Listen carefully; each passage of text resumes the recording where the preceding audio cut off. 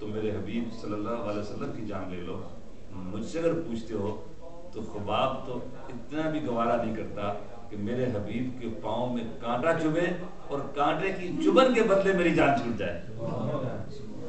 یہ ہے الصبر مع اللہ کہ جب مصیبت آ رہی ہو، جب سر پہ آرا چل رہا ہو، جان نکل رہی ہو، بدن خون میں تر بتر ہو، اس وقت بھی دل اطمینان میں ہو اور صبر کی کیفیت میں ہو، ایمان پہ اس کا ایمان مضبوط ہی ہو، شکوہ شکایت نہ کر رہا ہو.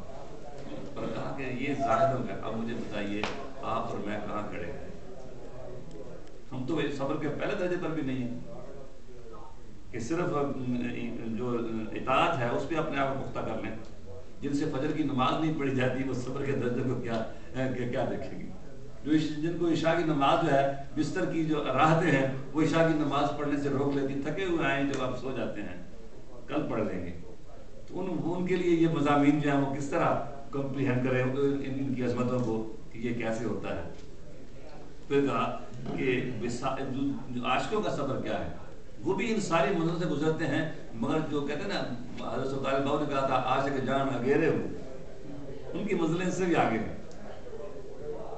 ایک بار کسی بزرگ کا میں نے اسی موضوع پہ ان کا بات سنا تھا کربلا کے واقعات کو. کہہ رہے تھے کہ عشق گئے میں بیرے تیرے وچ بازاراں تولاں گا، عشق گئے میں بیرے تیرے وچ بازاراں تولاں گا، عاشق آکھے پورا تولی کٹ تولے تے بولاں گا.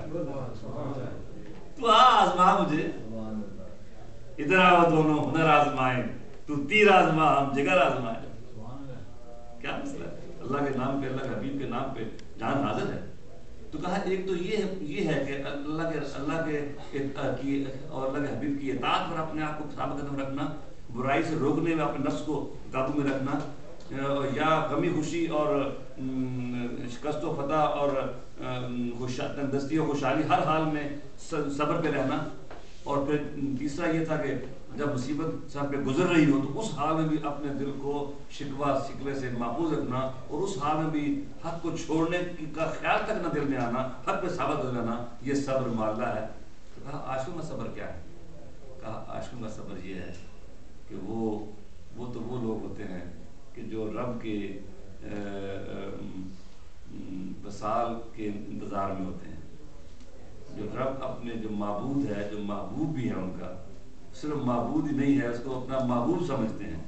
اور ہر محب اپنے محبوب کی محبت ہی نہیں چاہتا، اس کو دیکھنا بھی چاہتا ہے، اس کو ملنا بھی چاہتا ہے، اس کی بارگاہ میں حاضری چاہتا ہے. تو جو اللہ کے عاشق ہیں انہیں بتایا یہ گیا ہے کہ یہاں تو نہیں مگر کل قیامت میں تم رب کی زیارت کر پاؤ گے. تو ان پہ زندگی کا ایک ایک لمحہ بھاری گزرتا ہے. وہ صبر کرتے ہیں. یہ جو فراق ہے، جو جدائی ہے اور جو جدائی کے صدمے ہیں، جو اپنے محبوب سے بلاوڈ ون سے اوے رہنے کے جو پین ہے اس کو وہ برداشت کرتے ہیں. تو یہ الصبر عن اللہ ہے، اللہ سے صبر کرنا ہے. یہ عاشقوں کا کام ہے کہ وہ اس پہ وہ کرتے ہیں. اسی طرح دوسرا اس پہ جو مفہوم ہے وہ رضا کا ہے کہ راضی ہونا. وہ کہتے ہیں راضی ہونا کیا ہے. اس پہ بھی بڑی انہوں نے علماء نے بحث کی ہے. میں اپنی بات کو سمیٹوں گا تاکہ میں اپنے ان سب باتوں کو جوڑوں گا آج کے اس جو عنوان میں نے آپ کے سامنے رکھا تھا کہ رضا کیا ہے، لائکنگ کیا ہے، پلیئر کیا ہے، کسی بات پہ راضی ہونا کیا ہے.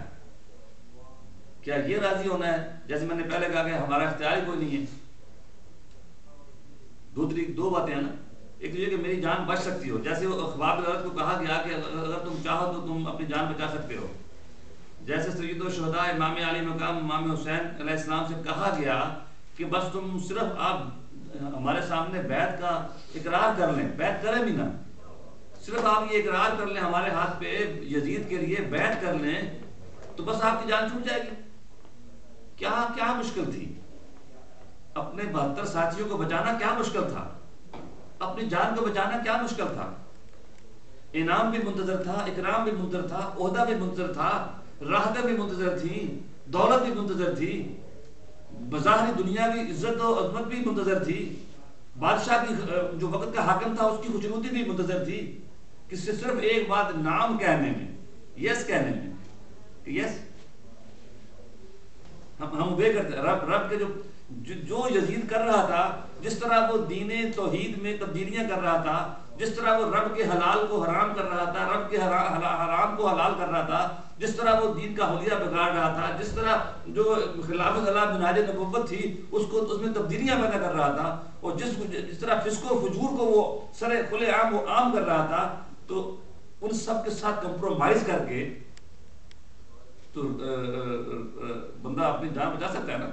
تو امام علی مقام اگر چاہتے تو جان بچا لیتے، خباب بن ارد اگر چاہتے تو جان بچا لیتے، مگر نہیں. انہوں نے ان کو اختیار تھا کہ وہ اپنی جان بچا لیں، مگر انہوں نے اس کو اختیار استعمال نہیں کیا. جو لوگ یہ 9/11 میں جو اس دن تھے، اس میں بلڈنگ کے اندر جو تھے مارے گئے، بلڈنگ جب کریش ہوئی ہے، ان میں سے کسی ایک آدمی کو بھی اگر آپ دیکھیں جو فوٹیج ہے تو کتنے لوگ وہاں سے بھاگ رہے ہوتے. وہ کیوں بھاگ رہے ہیں؟ ان کو اتنا ہی اختیار تھا کہ وہ بھاگ کے اپنی جان بچا لیں. تو کوئی بھی آدمی اپنی مرضی کے ساتھ وہاں مرنے کے لیے تیار نہیں تھا. جس کو جتنا اختیار تھا وہ استعمال کرتا ہے کہ میری جان چھوٹ جائے.